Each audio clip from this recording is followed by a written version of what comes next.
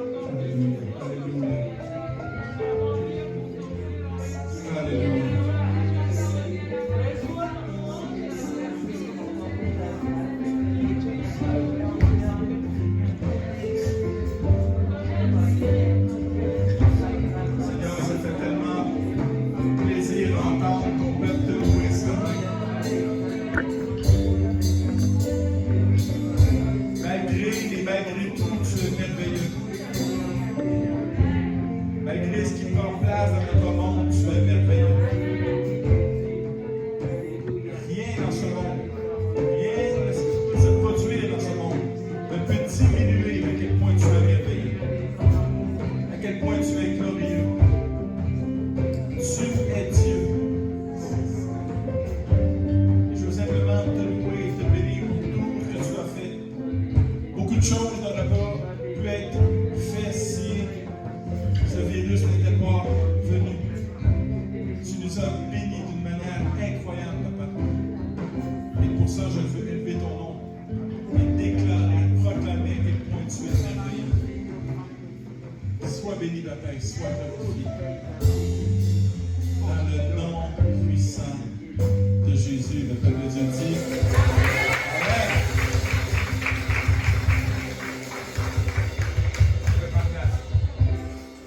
Bonjour et bienvenue à l'église communautaire Nouveau Départ. En ce dimanche 23 août, c'est l'ouverture officielle de l'église. Alors, petit rappel, pour venir à l'église physiquement, il y a maintenant 2 séances, une à 9h, une à midi. Les inscriptions se font en ligne sur une plateforme de vente de billets.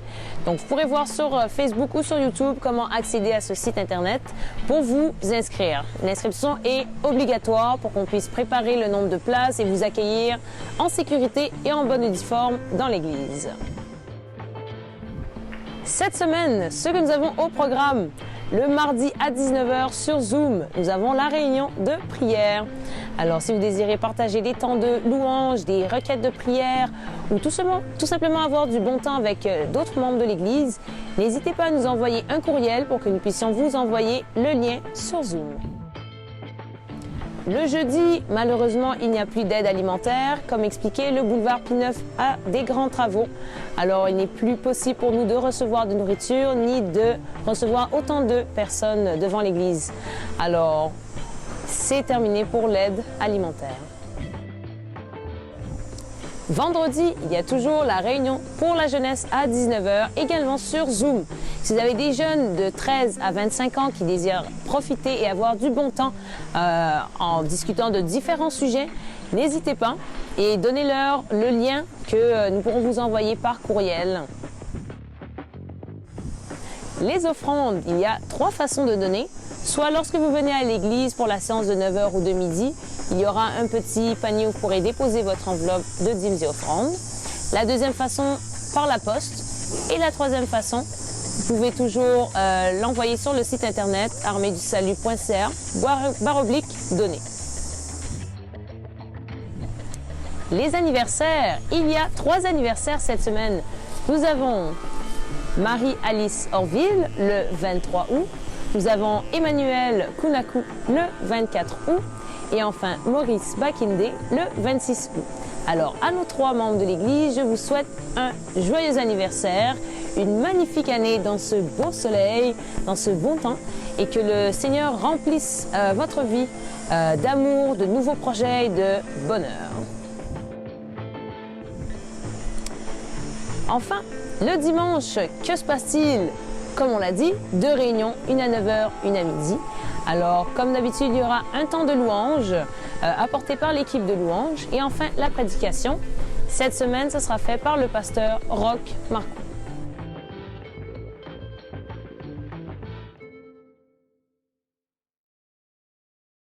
C'est bon de vous voir. Enfin, je parle à des gens.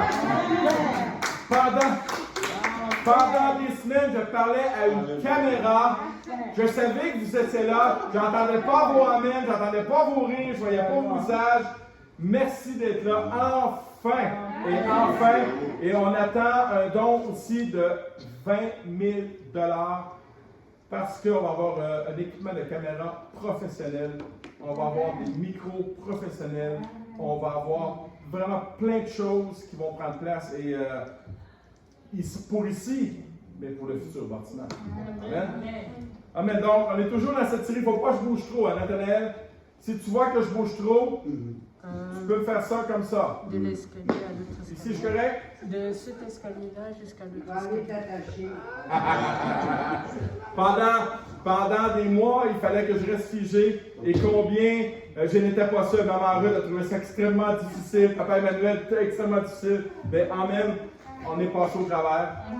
Dieu est bon, Dieu est fidèle. Donc, on est toujours dans cette série Parabole, l'avant-dernier message de la série. La semaine prochaine, ça va être le dernier message. Et Santi va amener un message pour la jeunesse. Si vous vous considérez encore une jeunesse, soyez là. Et après, on va commencer une série qui va nous conduire jusqu'en décembre. On va visiter ensemble l'épître, la première épître aux Corinthiens. Et le titre de la série va s'appeler Maturité. Je crois que Dieu appelle cette Église à devenir mature, à devenir l'Église qui va être engagée dans son engagement à le servir. Donc, on est toujours dans cette série. Et j'aimerais vous poser une question ce matin.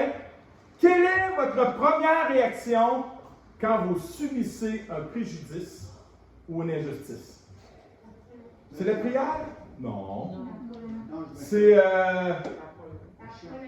de tout suite. Oui, exact. On se fâche. On a ce que j'appelle des montées de chair.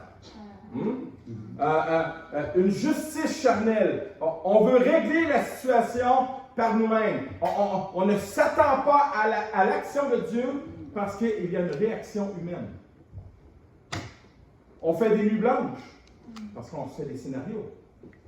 Combien ont déjà eu des nuits blanches par rapport à des injustices? Oh, je ne suis pas seul. L'amertume se met dans notre cœur.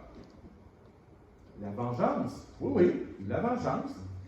La panique, la dépression. Je me cache. Je veux tout abandonner. Et souvent, nous allons demander conseil à quelqu'un. Et il faut le faire parfois. Nous sommes des frères et des sœurs et nous avons besoin de demander conseil les uns les autres. Mais nous allons voir ce matin dans Luc chapitre 18, les versets 1 à 8, une parabole vraiment qui m'a touché, qui m'a béni en l'étudiant. Et ça va comme suit. Verset 1. Jésus leur adressa une parabole pour montrer qu'il faut toujours prier et ne point se relâcher. Il dit, verset 2, il y avait dans une ville un juge qui ne craignait point Dieu et qui n'avait d'égard pour personne. Il y avait aussi dans cette ville une veuve qui venait de lui dire, fais-moi justice de ma partie adverse. Pendant longtemps, il refusa, mais ensuite il dit en lui-même, quoique je ne craigne point Dieu et que je n'ai d'égard pour personne, néanmoins, parce que cette veuve m'importune, je lui ferai justice, afin qu'elle ne vienne pas sans cesse me rompre la tête. Le Seigneur ajouta, entendez ce que dit le juge unique. Et Dieu ne fera-t-il pas justice à ses élus qui crient à lui jour et nuit, et ne tardera-t-il pas à leur égard? Je vous le dis, quand il leur fera promptement justice, mais quand le Fils de l'homme viendra, trouvera-t-il la foi sur la terre? Et peut-être qu'il y en a plusieurs qui n'étaient pas là, mais moi, quand j'ai médité sur ce passage, je pensais au témoignage de maman Annie pour sa garderie. À quel point, pendant des mois, elle avait vécu l'injustice et qu'elle a prié, et nous avons prié le mardi ici, et à quel point la justice de Dieu, maman Annie pourrait crier un Amen. À quel point la justice de Dieu s'est appliquée. Et souvent, on va dire, Dieu tarde à rendre justice. Le problème, c'est que Dieu ne vit pas dans le temporel. Pour lui, il est toujours dans le présent. Donc, il n'est jamais en avance, il n'est jamais en retard. Nous qui avons un temps, qui avons des horloges, qui avons des dates, qui avons des jours, on pense que Dieu, il tarde. Mais pour Dieu, il ne tarde pas, il est toujours là. Prêt à agir, prêt à rendre justice. Mon premier point ce matin. Face à une injustice, il faut aller voir la bonne personne.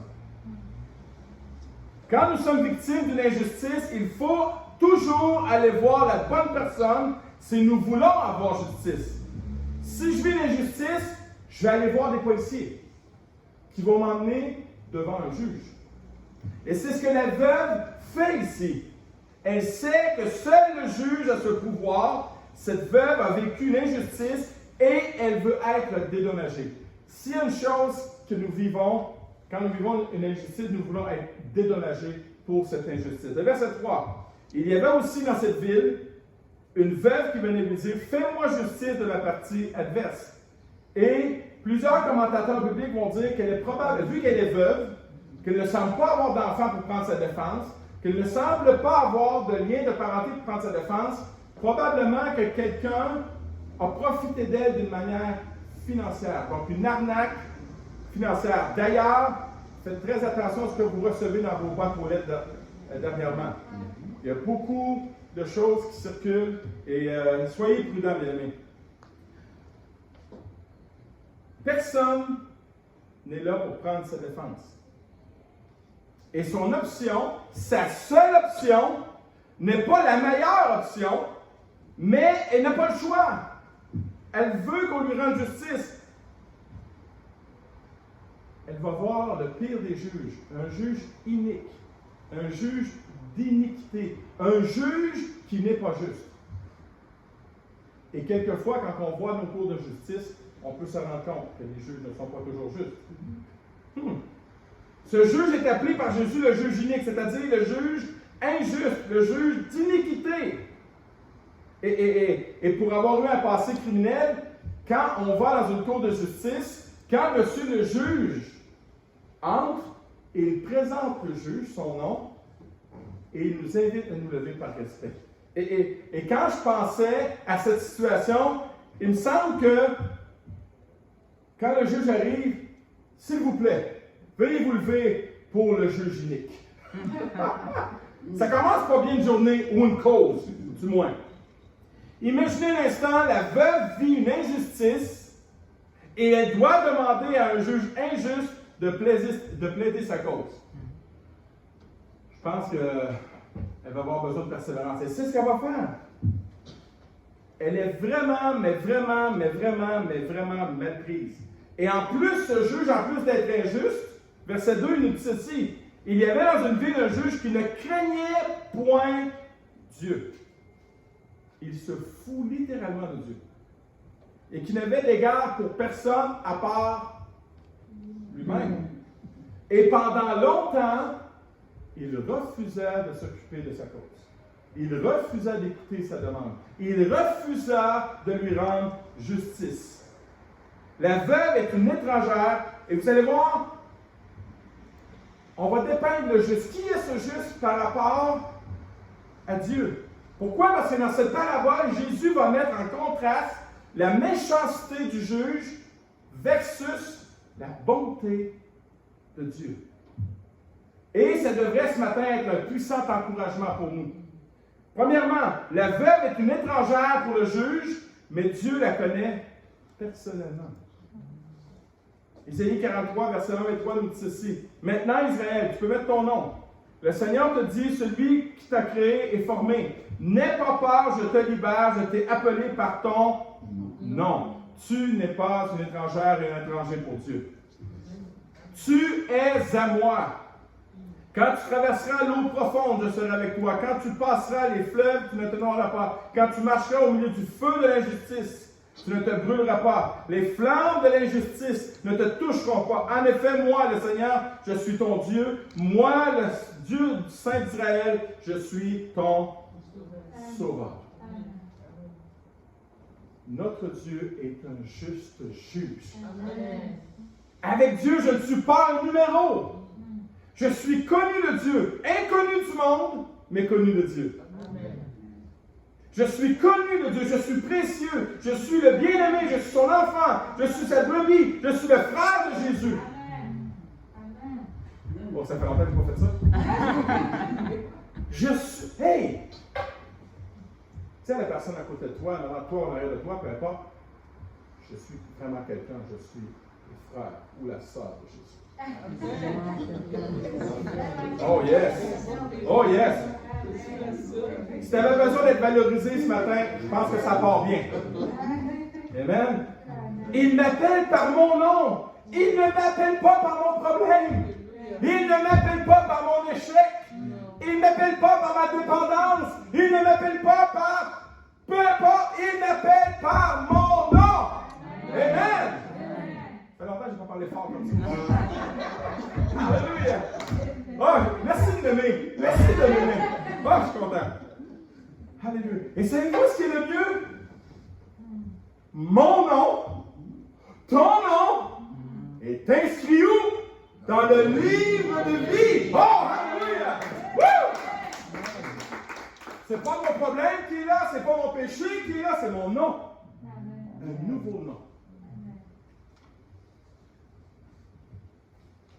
Deuxièmement, le juge. Le juge ne peut la recevoir que selon son agenda, à une date, à une journée et à une heure précise, selon son agenda, lui. Nous pouvons crier à Dieu nuit et jour, 24 heures sur 24, 365 jours par année, et dans les années bissextiles, 366. Notre Dieu est toujours disponible à écouter nos plaintes. Son agenda est toujours ouvert, dans le sens que je n'ai pas à prendre un rendez-vous pour lui parler. Et surtout, il comprend qu'est-ce que c'est d'être victime d'une injustice. Jésus a été victime de la plus grande injustice de l'histoire de l'humanité. Il comprend quand tu viens avec une plainte d'injustice devant lui. Le Dieu juste est régulièrement victime d'ailleurs d'injustice de notre part. Nous sommes injustes envers Dieu. Alors, il est en train de comprendre quand nous vivons des injustices. Et c'est pour cela qu'il est toujours disponible quand nous faisons appel à lui. Alléluia. Le psaume 86, le roi David nous dit « Je crie à toi tout le jour. » Wow! David, il sait que son Dieu est toujours disponible à écouter. Et s'il y en a un dans l'Ancien Testament qui a vécu des injustices, c'est bien le roi David. Le roi David savait que Dieu était disponible à toute heure du jour, dans le sens que sans cesse, il crie vers Dieu, car il sait que Dieu est toujours disponible et à l'écoute. Dieu est disponible quand je suis à la maison, dans mon lieu de travail, dans mon lit le soir. Je sais qu'il est là et je sais qu'il est disponible. Psaume 63,7 nous dit, c'est le roi David encore, « Dès que je suis couché, je me souviens de toi, je médite sur toi tout au long de la nuit. » Troisième point sur le juge. Le juge est contrarié par la demande de la veuve. La prière du peuple de Dieu est agréable à Dieu. Proverbe 15,8 nous dit, « Il reçoit favorablement la prière des hommes et des femmes. » Il reçoit favorablement. Notre prière lui est agréable. Quand nous approchons de lui avec notre plainte d'injustice, jamais il ne hausse les yeux. Oh non, pas encore ce sujet-là. Comme le juge. Il n'est jamais contrarié. Jamais il n'aura un soupir d'exaspération. Jamais on n'arrivera devant Dieu avec. Non. Dieu n'est jamais contrarié par nos plaintes. Jamais. Jamais on va l'entendre dire « Encore cette requête, encore ce dossier, il faudrait que tu en reviennes. » Jamais nous n'allons entendre notre Père nous parler comme ça. Jamais il ne sera contrarié ou irrité. Ma prière est agréable à Dieu. Ta prière est agréable à Dieu. Ta plainte est agréable à Dieu. Tu es agréable à Dieu. Quatrième point du juge. Le juge refuse de l'écouter dans le sens qu'il l'écoute, mais ne l'entend pas. En fait, il est indifférent, il s'en fout, il ne se sent pas concerné. Il n'a pas du tout l'intention de l'aider.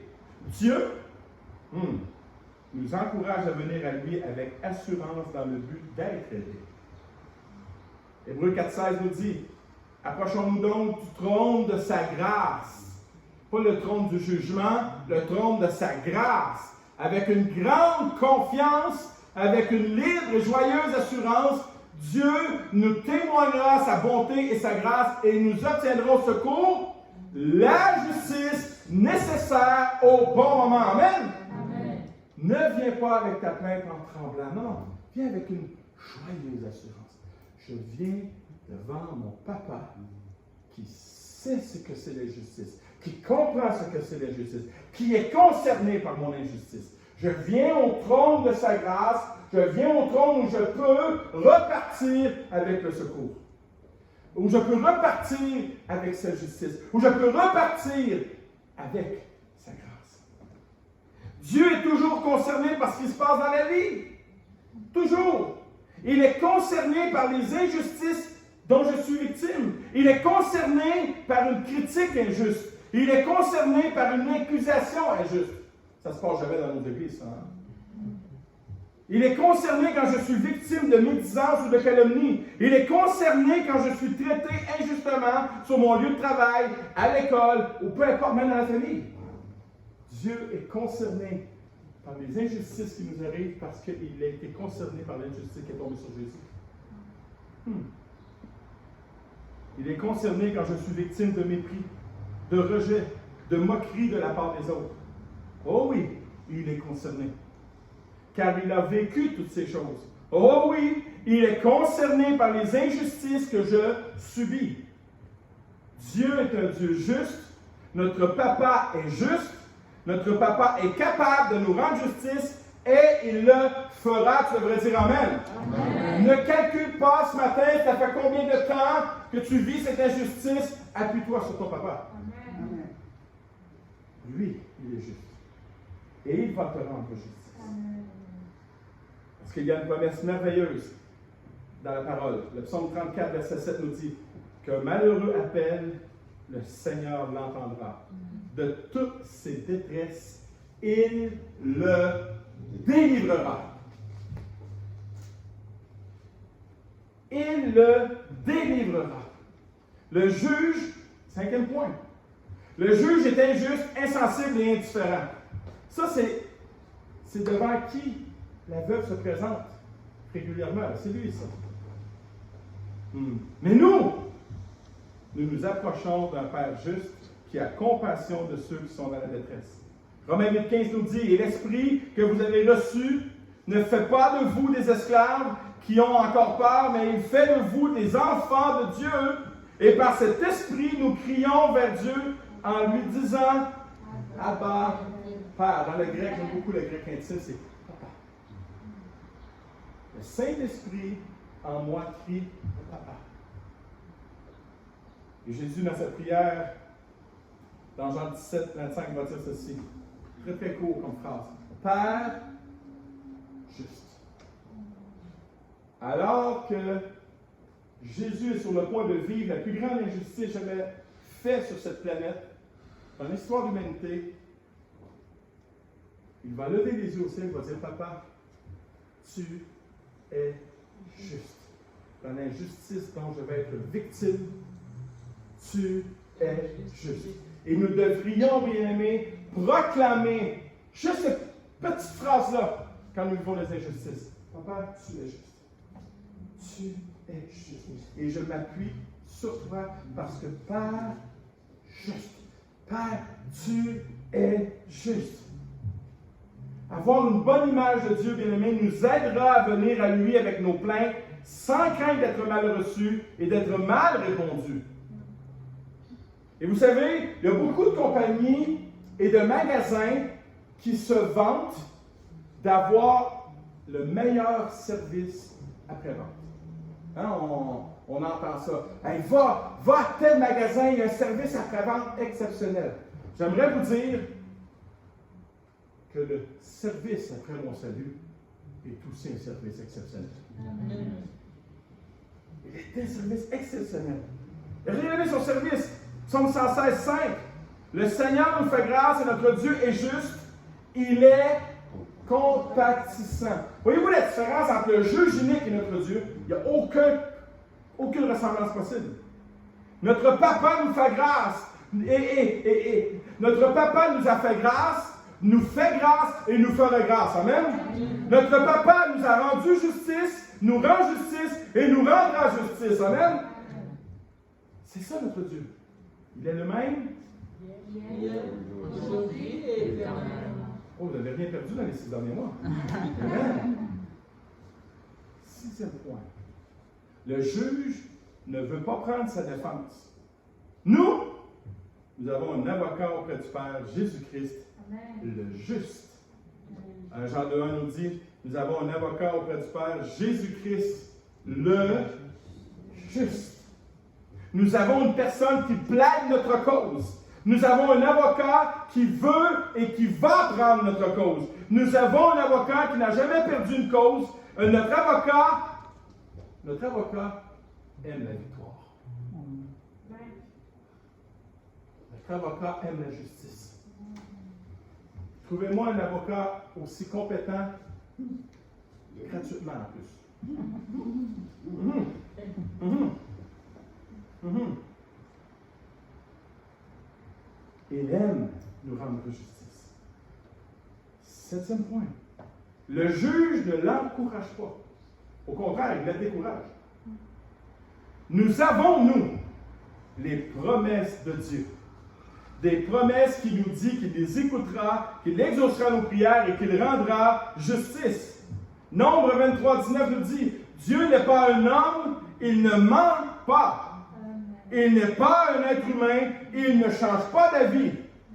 Quand il dit quelque chose, oh, hallelujah, il le réalise. Quand il fait une promesse, il la tient. Dieu, bien-aimé, n'a rien à me prouver. Il m'a tout prouvé à la croix. Dieu n'est pas un politicien. Dieu n'est jamais en campagne électorale. Les promesses de Dieu devraient être un puissant encouragement pour moi ce matin. Même si je suis victime d'une personne qui ne vient pas, même si je suis victime d'une personne qui ne vient pas à mon secours, même si je suis victime d'une personne qui ne tient pas sa parole, je peux néanmoins compter sur les promesses de Dieu. Jim Cymbala dit ceci. Dieu a prévu un temps où sa promesse s'accomplira et où la prière sera exaucée. C'est un jour ou un moment qu'il sait être le meilleur pour apporter l'aide attendue et la délivrance promise. Il l'a promis. Deuxième grand point ce matin. Face à une injustice, il faut persévérer dans notre demande. Et encore là, j'ai pensé à Maman Annie, qui aurait été très facile de lâcher prise, de dire, il n'y a plus rien à faire. Bien-aimé, si tu es un enfant de Dieu, il y a toujours quelque chose à faire. Dieu a toujours quelque chose à faire. Verset 3. Il y avait aussi dans cette ville une veuve qui venait lui dire, fais-moi justice de ma partie adverse. Pendant longtemps, il refusa. Mais ensuite, il dit en lui-même, quoique je ne craigne point Dieu et que je n'ai d'égard pour personne, néanmoins, parce que cette veuve m'importune, je lui ferai justice, afin qu'elle ne vienne pas sans cesse me rompre la tête. Pour la veuve, comme pour Maman Annie, il n'est pas question que ce juge injuste ne lui rende pas justice. Tu vas me rendre justice. Jamais elle ne va permettre à l'injustice de gérer sa vie. Elle ne permettra pas à l'injustice de contrôler sa vie. Elle ne veut pas permettre à l'injustice de l'amener dans la dépression, dans l'amertume. Il n'est pas question que l'injustice ait la victoire. Il n'en est pas question. Mon papa est le juste juge. Mon frère est mon avocat. Elle n'accepte pas un nom de la part du juge unique. Je vais te faire plier. Elle doit dire ça à l'intérieur. Tu vas plier. Je vais être plus persévérante dans mon oui que dans ton non. Alors, quand elle le peut, elle revient à la charge. Je l'appellerai la veuve insistante. En québécois, on dit la porte posante. Pas de repos pour le juge. Pas de repos pour le juge. Jacques 5,17 nous dit ceci, bien aimé. Élie est un homme de la même nature que nous. Il pria avec une grande instance, avec une demande pressante, pour qu'il ne plût point, et il ne tomba point de pluie sur la terre. Et le but de ce passage n'est pas par rapport à la pluie, mais par rapport, il pria avec une grande instance, avec ferveur, avec ardeur. Et je crois que c'était l'attitude de la veuve. Maman, c'était ton attitude. Verset 5. Oh, le juge est en train de plier. Néanmoins, parce que cette veuve m'importune, je suis à bout. Je suis à bout. Je lui ferai justice afin qu'il ne vienne pas sans cesse me rompre la tête. Sans cesse, indéfiniment, pour toujours. Et dans une autre version, ça dit pour qu'il ne vienne pas me casser la tête. Et le terme, je me suis tellement réjoui, je dansais dans mon bureau. Le terme le plus fort en grec pour sans cesse est une expression empruntée à la boxe.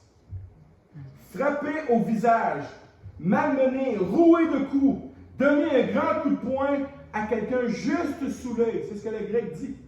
Littéralement, ça là j'ai trouvé bon. Littéralement dans le grec, c'est la veuve était en train de tabasser le juge. Elle va le mettre KO! Elle va le mettre KO! Parce qu'il n'est pas question que l'injustice remporte la victoire. Bien-aimé, dans ma vie, tu as mis ton propriétaire KO. Plutôt Jésus. Amen. Et j'aimerais vous dire, moi j'ai un gym chez nous, puis j'ai un gros punching bag.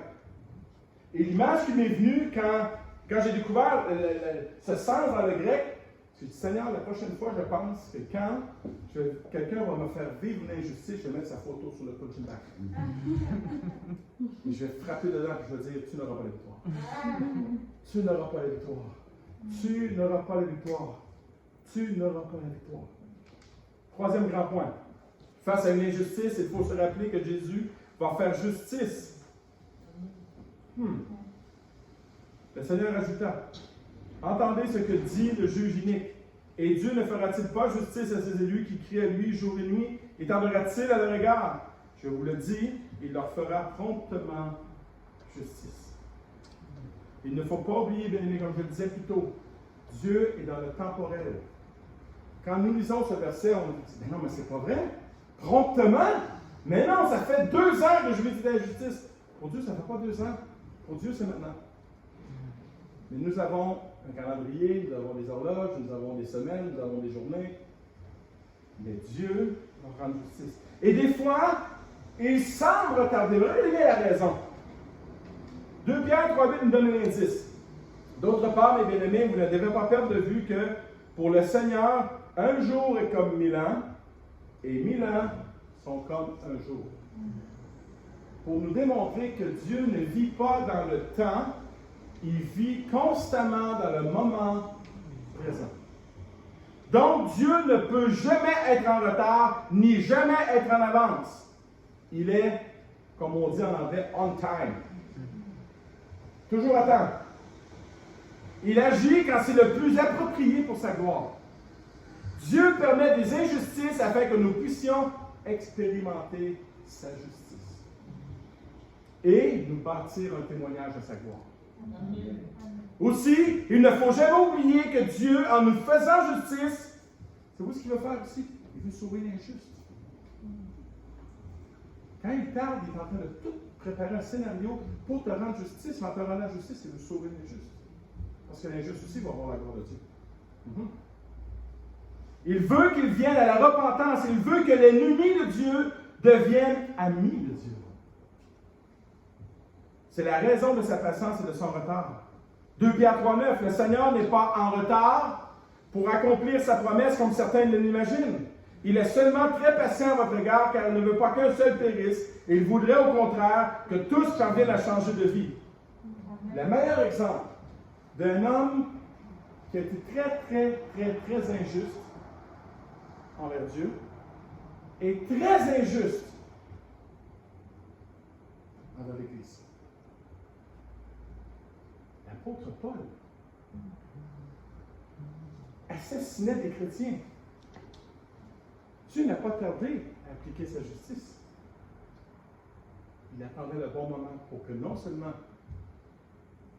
il fasse justice, mais qu'il puisse sauver Paul, l'injuste. Et sur le chemin de Damas, celui qui était injuste envers Dieu, injuste envers l'Église, injuste envers tous les chrétiens, non seulement a subi la justice de Dieu, mais l'injuste a été sauvé. L'ennemi de Dieu est devenu l'ami de Dieu. Et on regarde l'apôtre Paul qui a écrit les 2/3 du Nouveau Testament. Donc, quand vous priez pour vos injustices, quand nous prions, quand je prie pour mon injustice, prions pour l'injuste, qu'il soit sauvé, qu'il vienne à la repentance. Mon dernier point. Face à l'injustice, il faut garder la foi. Il faut garder la foi. Et cette parole est racontée dans un contexte eschatologique. Ça veut dire une théologie sur le discours de la fin des temps. Il y aura en 2021 une série sur la fin, sur les signes sur la fin des temps. Mais là, on ne parlera pas de ça ce matin. Mais le contexte de cette parabole est dans un contexte du retour de Jésus. Il va dire ceci. Mais quand le Fils de l'homme viendra, trouvera-t-il la foi sur la terre? Bien-aimés, j'aimerais vous dire une bonne nouvelle ce matin. Jésus va revenir. Amen. Et j'aimerais vous dire que son retour est vraiment proche. Je n'ai pas la date, je n'ai pas l'année, mais son retour est proche. Amen. Son retour est très proche. Pourquoi? Parce qu'il l'a affirmé. Si c'était Pierre Bruno de TVA qui avait annoncé que Jésus reviendrait, j'aurais des doutes. Mais c'est Jésus qui l'a dit. Je vais revenir. Lors de son élévation au ciel, des anges l'ont dit aussi aux disciples qui l'ont vu s'en aller. Acte 1, chapitre 10, 11 nous dit, « Et comme ils avaient les regards fixés vers le ciel pendant qu'ils s'en allaient, voici deux hommes vêtus en blanc leur apparurent et dirent, « Hommes galiléens, pourquoi vous arrêtez-vous à regarder au ciel? Ce Jésus qui vous a été enlevé au ciel, du milieu de vous, reviendra de la même manière que vous l'avez vu allant au ciel. » Bien-aimés, il y aura une justice finale. Amen. Et cette espérance devrait me permettre de marcher dans cette vie malgré les injustices dont je suis victime. Et il y aura une justice finale, bien-aimés. Il y en a qui ont vécu cette justice avant nous. D'autres vont le vivre avant le retour de Jésus et d'autres vont le vivre quand il va revenir. Il y aura une justice finale. Cette espérance fera en sorte que je pourrai me reposer sur sa justice et sur l'assurance de son retour. Seigneur, si tu ne me rends pas justice sur cette terre, c'est pas grave. Il y aura une justice dans ton ciel. À la fin, il va séparer les boucs des brebis, les vierges folles, les vierges sages. Plein de paraboles où il va séparer, il va faire un tri dans tout ça. Ah! Un petit mot. 1 Corinthiens 16, 22 qui nous dit ceci. Alléluia. Maranatha. Qui signifie viens Seigneur. Viens Seigneur. Viens faire justice. Accélère. Et quelquefois, si vous êtes comme moi, je crois que vous êtes comme moi, Seigneur, je te prendrai maintenant. Reviens maintenant. Je suis tellement découragé, je suis tellement fatigué, je suis tellement tanné de voir toute cette injustice. Et quand on ne vit pas des injustices, nous-mêmes, nous les voyons à la télévision, nous les voyons dans le journal, nous les voyons dans les décisions que nos politiciens prennent. Nous les voyons dans des causes, des fois, qu'on dit, mais voyons, dans quel monde on vit. Bien-aimé, attends, Seigneur, viens. Que ton règne vienne. Que ta volonté soit faite sur la terre comme au ciel. Viens, Jésus. Viens établir ton règne.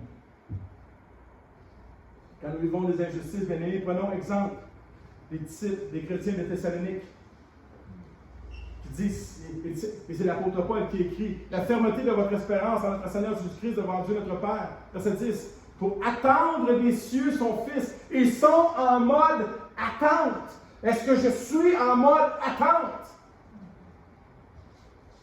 Qu'il a ressuscité mort, Jésus qui nous délivre de la colère venue. Bien-aimés, souvent, on parcourt la vie en chrétien pour aller pas en mode attente du tout. On pense que le retour de Jésus est tellement loin encore. L'apôtre Paul pensait de voir le retour de Jésus de ses yeux. 2000 ans plus tard, c'est encore en attente. Il faut être en attente. Il faut être en mode attente. John MacArthur a dit ceci, commentateur biblique. Les vrais chrétiens vivent dans l'espérance, attendant vivement que la promesse du retour de Christ se réalise. Cette espérance et cette joie d'attendre le retour de Jésus me gardera de sombrer dans le découragement et me préservera de tout désir d'abandonner. Quand je suis victime d'une injustice, il ne sert à rien de regarder à l'horizontale. Regardons plutôt à la verticale. Si je ne verrais pas deux pieds apparaître sur une nuée. Bien-aimé, il n'y a rien qui se passe à l'horizontale. C'est l'amertume, c'est la dépression, c'est le découragement, c'est l'injustice. C'est quand je regarde, je lève les yeux, wow, Et c'est Jésus en croix qui vit une injustice incroyable et qui lève dans les forces qui lui restent et qui dit entre tes mains, je remets mon esprit. Entre tes mains, je remets mon esprit. Et je vais finir avec ce point ce matin. Souvent, on aspire aux actes des apôtres. Les miracles, les signes, les prodiges, les guérisons, les signes, les dons. Et on oublie souvent que cette Église, au début, a vécu des injustices incroyables. Si on veut les signes, les miracles, les dons, les prodiges, et je les veux, il faut accepter qu'il y aura des injustices. Parce que l'apôtre Pierre nous promet une chose, que si nous voulons être consacrés à Dieu, nous allons être persécutés. Regardez les injustices qu'ils ont vécues. Actes chapitre 4, et on finit avec ça ce matin. Et maintenant, le Seigneur voit leurs menaces. Wow! Ils ne sont pas moqués, ils sont menacés. Et donne à tes serviteurs d'annoncer ta parole avec une pleine assurance, en étendant ta main pour qu'il se fasse des guérisons, des miracles. Ça là, c'est quoi? La justice de Dieu. Par le nom de ton saint serviteur Jésus. Verset 31. Quand ils eurent prié, le lieu où ils étaient assemblés trembla. Ils furent tous remplis du Saint-Esprit et ils annonçaient la parole avec assurance. Bien-aimés, voyez-vous, à l'horizontale, c'était des menaces. C'était l'injustice. C'était l'injustice et on leur disait, nous vous interdisons, au verset 17, nous vous interdisons de parler à ce nom-là. Il les menaçait. Et la menace, c'était le fouet, là. C'était pas juste on vous. Non. Il les menaçait de ne plus parler à ce nom-là. Si le regard à l'horizontale, ils sont complètement découragés, l'évangélisation est complètement finie. Mais ils décident de regarder à la verticale. Seigneur, et il ne nie pas la réalité. Vois leur menace. Vois l'injustice dont nous sommes victimes. Et Seigneur, étends ta main pour qu'il se produise ta justice. Comment? À travers des signes, des guérisons, des miracles, des signes, des prodiges. Dieu peut appliquer la justice sur un injuste qui est malade et le guérir. Oh! Pourquoi? Parce que ça se passe à la verticale. Je ne regarde plus l'injuste comme un injuste, je regarde l'injuste qui a besoin d'être sauvé, qui a besoin d'être guéri, qui a besoin d'être délivré, qui a besoin d'être sauvé. Et ils ne sont pas arrivés dehors. Seigneur, on va aller voir le député du comté. On va faire une pétition. On va descendre dans les rues et on va prendre la pancarte et on va dénoncer l'injustice. Non. Qu'est-ce qu'ils font? Seigneur, vois l'injustice dont on est victime et applique ta justice en produisant des signes, des guérisons, des miracles. Wow! Cette espérance, cette relation verticale me gardera connecté à Dieu par la prière. Aucune injustice, si grande soit-elle, ne peut m'enlever l'espérance de son retour et l'espérance de sa justice. Vous devriez dire Amen. Amen. Rien! Linda Washington a dit ceci. Faites de la prière une priorité plutôt qu'un dernier recours. Nous devons avoir le réflexe que quand je vis une injustice, la première, c'est la prière. Comme les disciples de Actes chapitre 4. On ne voit pas dans le texte, Pierre, qu'est-ce que tu en penses? Qu'est-ce qu'on devrait faire? On devrait aller voir le Sanhédrin. Je pense qu'ils n'ont pas compris qui était Jésus. Non. On va prier. Il n'y a pas une pétition, il n'y a pas une manifestation qui peut être plus puissante qu'un peuple qui élève la voix en prière devant ça.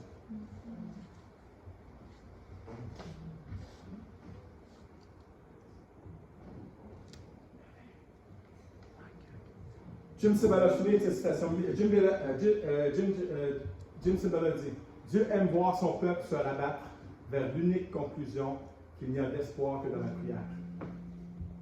C'est là toute la force de l'Église face à un monde injuste.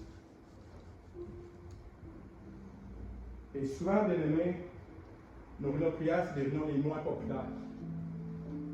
alors que nos réunions de prière devraient être les plus populaires. On est sur le point de recommencer nos réunions de prière ici dans ce lieu.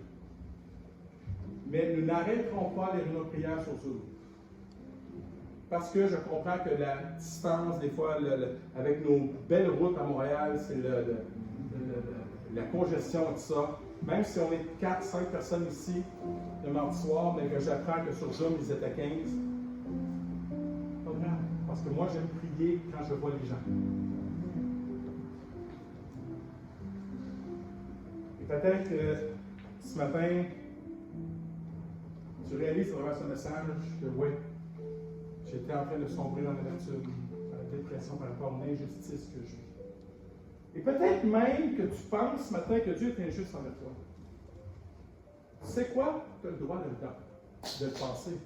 Quand on regarde David, il compose des psaumes, et souvent il va mettre la faute sur Dieu. Job a mis la faute sur Dieu. Comment peux-tu permettre ça dans ma vie? Il aurait été mieux que tu me tues à la naissance. Tu es injuste, Seigneur.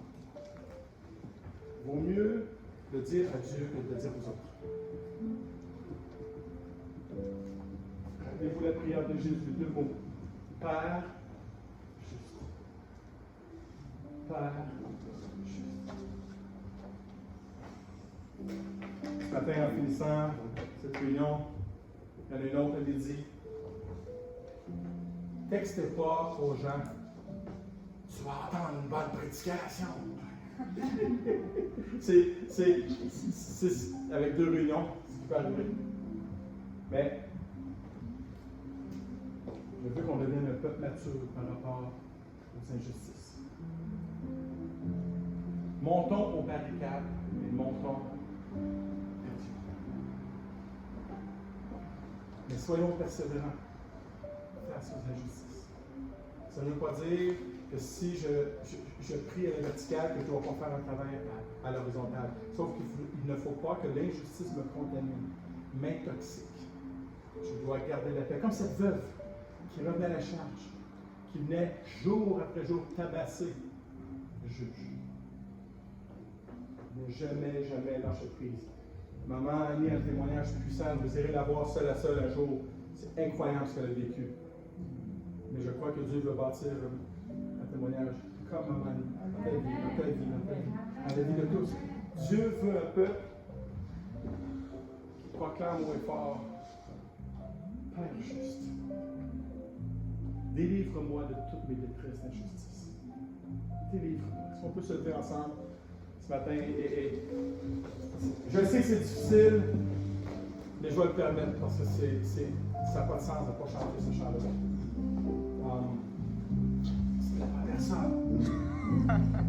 On peut lever la voix ce matin et déclarer: amène tes injustices devant le Dieu qui est merveilleux, devant le Dieu qui est juste, devant le Dieu qui est capable, devant le trône. Viens avec une joyeuse assurance devant le trône, non du jugement, non de la peur, mais le trône de la grâce. Que tu vas partir ce matin avec le secours de l'Éternel. Ce matin, que tu puisses proclamer à quel point ton Dieu est merveilleux, à quel point ton Dieu est juste, dans le nom de Jésus.